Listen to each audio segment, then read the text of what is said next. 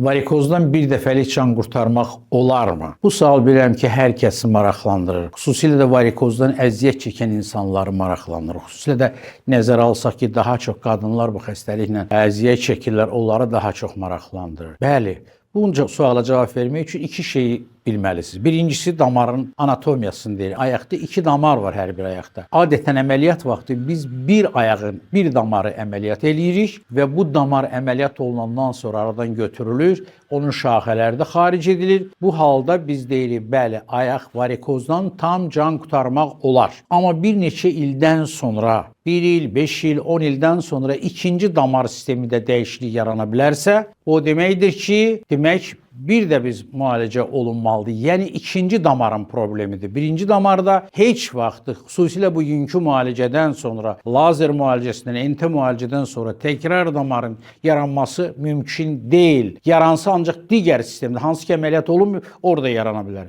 Beləliklə də bir mənalı olaraq bu suala cavab vermək olar ki, bəli, bugünkü elmin, texnikanın müasir nailiyyətləri səviyyəsində varikoz xəstəliyindən tam can qurtarmaq olar. Sizə uğurlar.